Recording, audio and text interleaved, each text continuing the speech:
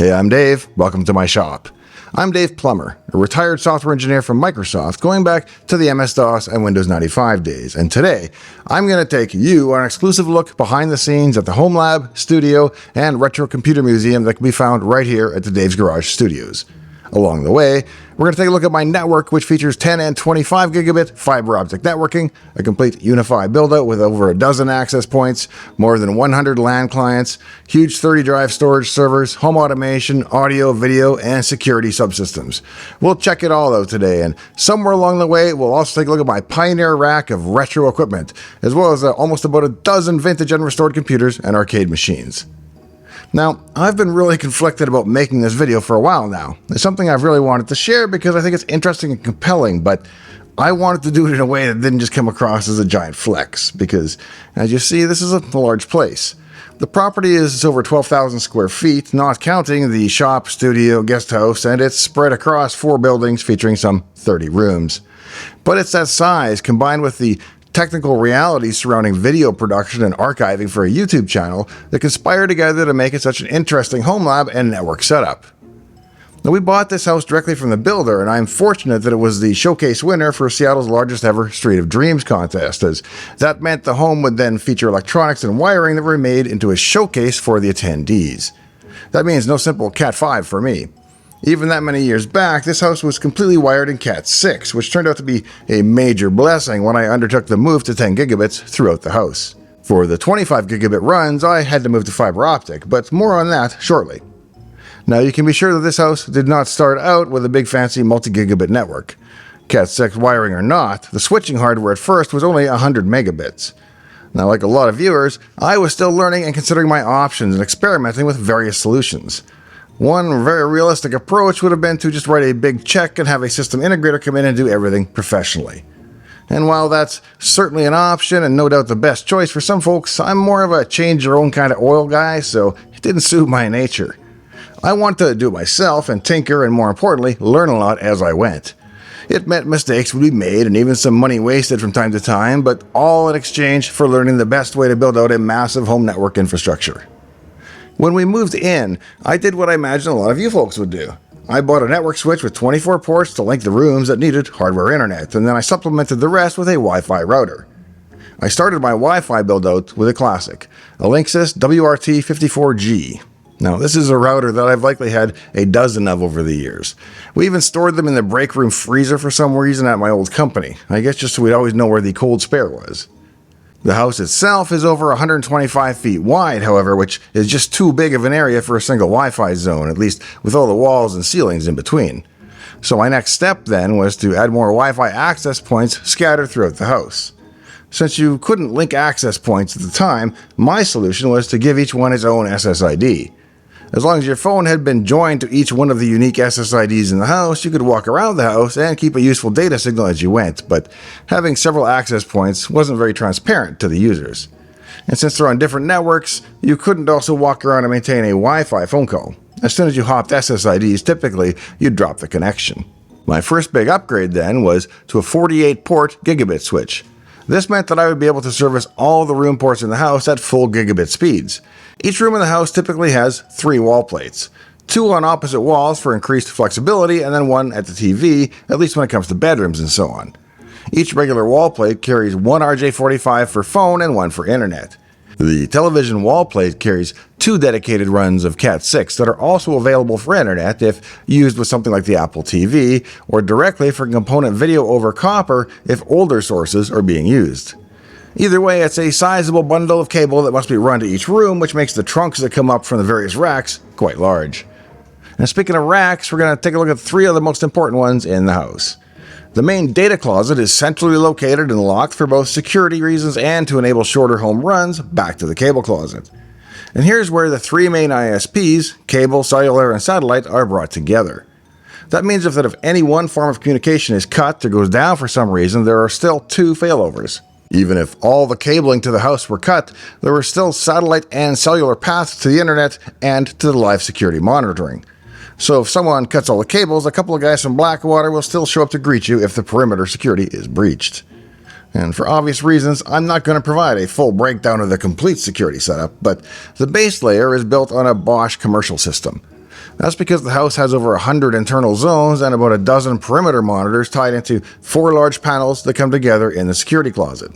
On top of that is a unified video monitoring setup for our own home use and a completely separate set of cameras on a dedicated network that are remotely monitored by a security team. Of course, the irony is that dogs are still man's best friend.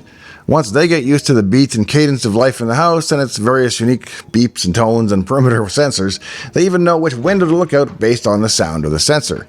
And the older dogs even seem to know who is home and who is not, and how that affects the likelihood that, let's say, somebody coming up the driveway is to be expected or not.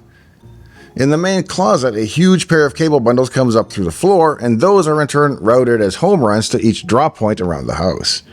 At the top of the rack is the Unified Dream Machine Pro, which serves as a central controller for the entire network.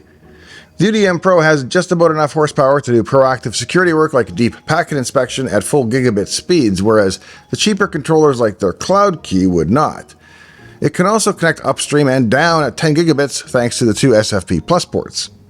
Below the Dream Machine Pro is a 24-port Power over Ethernet switch that provides devices around the house, such as the wireless access points and downstream network switches, with the power they need to operate.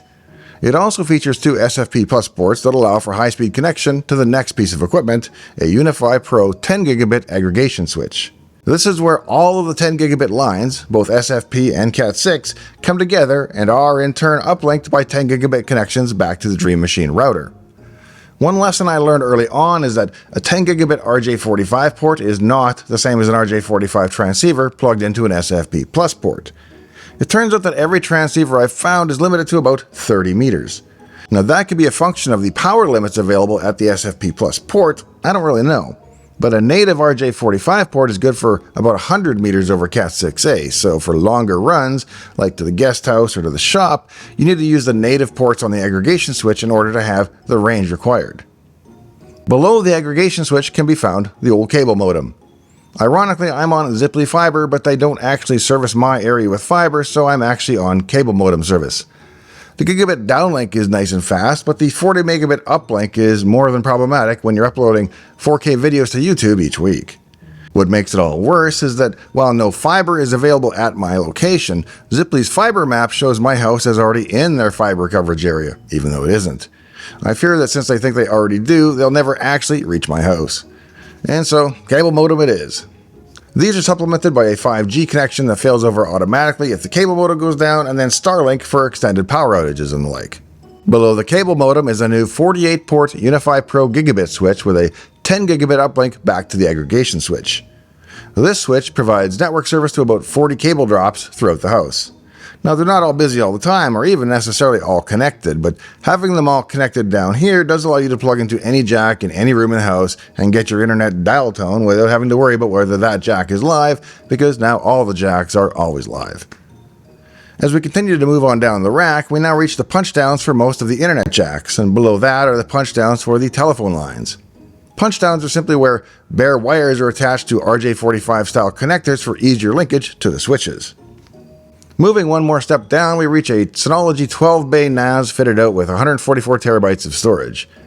This NAS contains a daily backup of the main data from the studio NAS so that all of my video content is backed up in multiple formats in different physical locations. The main server closet also contains an alarm panel as well as the telephone PBX. Now, for those of you too young to remember what a PBX even stands for, it's Private Branch Exchange. This means the house is set up like a hotel or office, with each room having its own multi-line phone and an extension number. This enables easy room-to-room calling as well as global announcement features, especially handy when it's time to call everyone for supper. Hey, who touched the thermostat? I actually brought the whole system in from my old office when I was upgrading to digital service, and it's been one of the best moves I think you can make for a large house. Within the house itself, there are a few more electronics closets. 2 can be found in the media room, flanking the central viewing area that features an 83-inch Samsung OLED as well as a 130-inch 4K projector for movie nights. On the right side is the audio rack, full of Crestron amplifiers and decoders that are responsible for delivering in-room audio to each of the locations within the home. Now, this amp is big and it kicks off a lot of heat. Imagine serving even 100 watts to 20 rooms, and you can see where a large amp could be required if you turn up that whole house audio knob. On the other side of the screen is what used to be the video rack. In this closet, I originally had the satellite receivers, DVD players, Blu-ray players, along with a media PC and so on, all in rack mount form factors. There was a large AVA matrix router here that could deliver any of 6 HDMI sources to each of about 24 different locations. After a solid decade of use, I retired it all in favor of 4K Apple TV boxes and a standard Apple remote at each TV location. It is immeasurably simpler and easier for the family and guests to manage than the old 200-button remote controls with macros.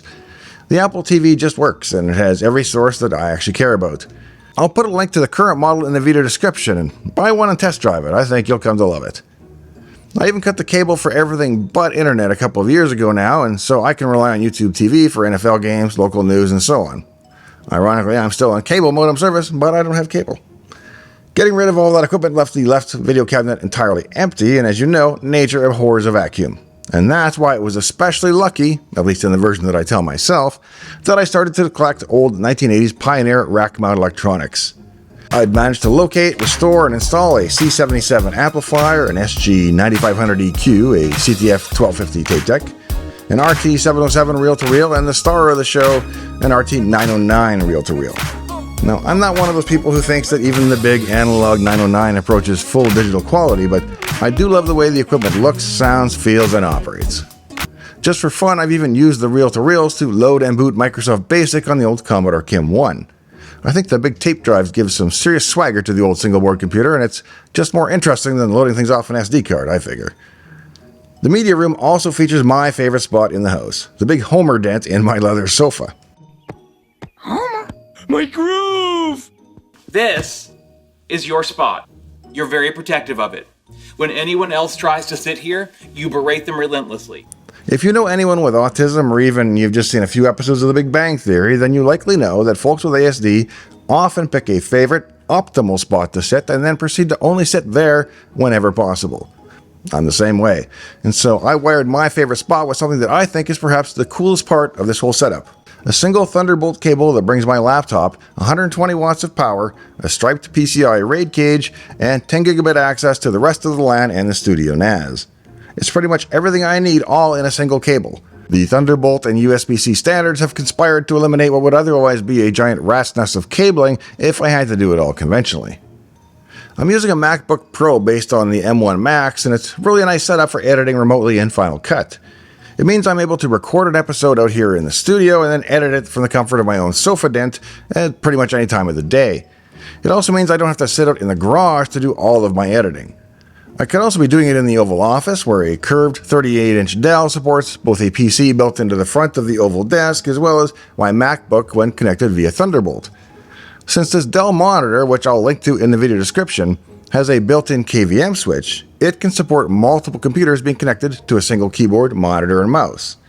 Thus, when I connect the laptop, the keyboard, mouse, trackpad, monitor, and all of the USB ports are automatically switched over to the laptop. When I want to go back to the PC, I simply hit a button on the monitor and everything switches seamlessly between the two. This PC itself is a 5950X with 64 gigs of RAM and a decent video card, but it's rarely used because I find myself working far more often in the shop and studio. Before we head out to that studio, let's take a quick look at some of the vintage hardware that can be found in the office. It all starts with a TRS-80 original Model 1 Level 1 that I purchased from a dentist's office that had barely ever used it. In fact, it was all still in the original boxes, which I still have. It's fully unmodified and now connected via the expansion connector to a pair of floppies, an SD card, and TCP/IP networking. That's right, TCP/IP for the TRS-80. It's even on the internet as a little bulletin board server of sorts where folks who know the IP can leave messages for the next visitors. Join the Discord linked in the video description for more information when the time comes. Next to the TRS-80 is my first Commodore PET, a 2001 8K unit that has been upgraded to 32K using period-correct ceramic parts. It's connected to a fairly rare quad-density 8050 dual floppy drive unit, and hidden in the back is a real-time clock that allows it to stay in sync when running the clock software that I wrote with help from Rutger, our secret agent in the Netherlands. If you have an 8250 lying under your bed that you're not using, please let me know. I've got the 8050, now I need the 8250. It can also run Pet Rock, a complete audio spectrum analyzer and visualizer. On the next counter, we can find a VT220 terminal that will soon be connected to a forthcoming PDP-11 replica. I'm also going to haul it out to the shop to see if I can get it talking to the IMSI and the Altair. For now, though, it just sits and keeps company with a metal chassis, Commodore 128D, and an Amiga 2000. I tend to collect only computers that I actually used back in the day, so no 3000 or 4000 for me, since I sure couldn't afford one back then. Right now, both of my Commodore monitors are out for repair with various power issues, but I hope to have them back in the collection soon. For those new to the channel, I happen to still hold the world's record on the arcade game Tempest. As a lifelong Tempest fan, I've collected all three form factors. There's a full upright machine in the wine cellar next to my Black Knight 2000, as well as a cabaret machine out in the shop. The cabaret is simply a smaller upright machine, but unlike most cabaret machines of the period, it still uses the same big 19-inch monitor as the full-size unit. The cabaret unit is very special, however, as it came directly from a former Atari employee, and that employee used to have this machine in his house, and the author of Tempest, Dave Thurer, stopped by to set the machine's high score one night at the company Christmas party. You can still find his initials, DFT, at the top of the high score table, whereas normally you'd only see it in the dummy scores of 10101. Suffice to say, I don't play this machine much because I don't want to disturb his high score by accidentally beating it. The Oval Office features a Tempest cocktail unit, referred to by some folks variously as a tabletop or a sit-down machine. It uses the same mainboard and monitor as the other form factors, and the software contains a special cocktail mode switch wherein the screen knows to flip itself over vertically in between players. The Oval Office also features one very curious feature, and that's a spiral escape stair behind a hidden door in the bookshelf. It leads to the panic room, which doubles as a pool hall and poker shack. Now, I'm not a big wine drinker, but since the house features a rather large cedar wine cellar with climate control and monitoring and so on, I decided, quite properly, to store my original Tempest upright and a Black Knight 2000 machine in there. The Tempest machine is a rare one as well because it has never been in an arcade. It was purchased new by a wealthy parent for their kid's dorm room in the early 1980s, and I acquired it shortly thereafter when he either dropped out or finished school, as the case may be. Even a dorm room is a kinder and gentler lifestyle than a 1980s arcade, so suffice to say, it's the main reason that the machine is in such pristine shape. The Black Knight 2000 had led a much rougher life, and I bought it off of eBay after it was freed from duty on a West German military base. It had seen some better days, and so I restored the entire machine, repairing, replacing, and refinishing almost every single component. Even the mainboard would eventually need to be rebuilt due to prior battery leakage. The European power was converted to US spec 120 volts with a big transformer, and the game itself all turned out great. Rest assured that as something of a pinball connoisseur, I installed brand new NOS flipper mechanisms so that the ramp shots are not only still possible, but the experience is authentic to when the machine was new. Next, we head out to where the magic happens, the shop studio itself. Dave's Garage Studios is so named because it quite literally is my garage. It's a working shop with only a fraction of it, though a seemingly greater fraction each month, dedicated to YouTube production. There are 10 vehicle stalls in this detailed shop, along with an American-made and OSHA-certified 2-post service lift from Mohawk, because I'm way too good looking to be crushed under a cheap lift. Here in the mechanical room, where the 45 Drives Storinator lives, you can also see my experimental cold water cooler, which keeps this CPU at a comfortable 39 degrees centigrade at all times. Actually, no, I'm kidding. It's not a giant water cooler. It's actually a big 240 volt shop compressor, which is capable of providing enough air that I can do continuous media blasting or HVLP painting without waiting on the air compressor to catch up.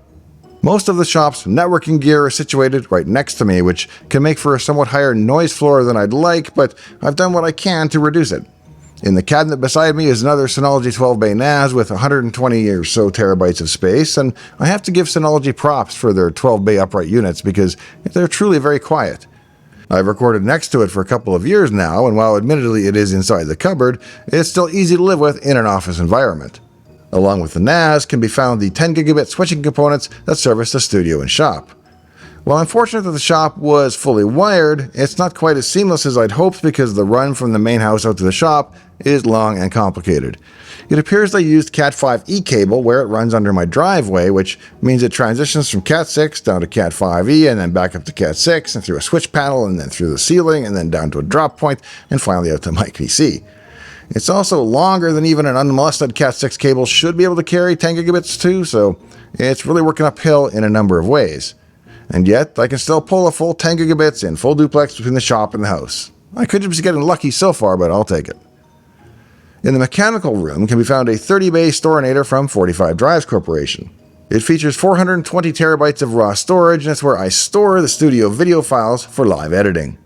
Well, I've honestly found 10 gigabits to be quite sufficient for editing 4K video. More is always better, and so I upgraded the link between the mechanical room and the shop computers to 25 gigabit fiber. I wasn't sure it was going to be worthwhile, so I did it kind of on the cheap by purchasing used Mellanox ConnectX 3 cards on eBay. To go from a fiber optic cable to an SFP Plus port, you need the laser transceivers that actually send the light pulses over the fiber, and so I picked those up from Amazon. Sure enough, once everything was in place and with little network bonding magic on the Linux side, I was able to get a solid 25 gigabit connection. To help take advantage of it, I added Optane storage to the NAS to help supplement the 120 gigabytes of RAM cache that it already has. All told, it means that the NAS can offer performance over the network of around 2 gigabytes per second, roughly comparable to a mid-tier SSD and easily fast enough for anything I do across the network. While I do have an office in the house, as you saw, I don't trust any of my own electronics projects far enough to run them in there, so I do all of my experimental projects out here in the shop. And as a result, since that's primarily what I do, the computers on the studio workbench are where I do 95% of my work these days. I go back and forth all day long between a Mac and a PC. The PC is a Threadripper 3970X that features 128 gigabytes of RAM, 3 fast SSDs striped, and a 25 gigabit network connection.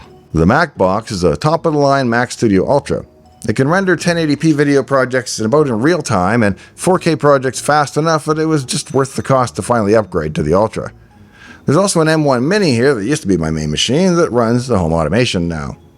My home automation system goes back more than 15 years, starting with Insteon switches and outlets at my old house. When we moved into this house, I decided to go wild initially with automation, swapping out and replacing almost 100 remotely controlled switches, outlets, and modules. When I realized how much that I'd already invested while only covering about 1/3 to 1/2 of the actual circuits in the house, I decided to get a little more selective going forward. But I'm super happy with both the Insteon hardware units themselves and the Indigo automation software that I use to manage them. Insteon devices communicate in a mesh network over both the power line and an RF wireless network, which tends to make them more reliable than switches and devices that just network over one or the other. I have nothing in the cloud and everything is under 100% local control of Indigo running on the Mac. In fact, Indigo is the real reason that I own a Mac, since when I did my due diligence all those years ago, I felt that Indigo stood head and shoulders above the alternatives on the PC. Today there are many more choices, but if you want great integration with Insteon hardware that's not cloud or vendor reliant, I still think Indigo is hard to beat. And now we turn to look at some of the vintage hardware. Out in the shop, I maintain 2 Commodore PETs. The first is a custom Amber PET 2001 that I put together, and the other is a completely original chiclet model. In between them sits an Apple IIe with a green phosphor monitor, as well as some rare Commodore storage, such as my D9090 10MB hard drive. Across the bay, we find 3 more machines. An original Altair 8800, an original IBM PC XT with its 10MB hard drive, and a PS2 Model 55SX.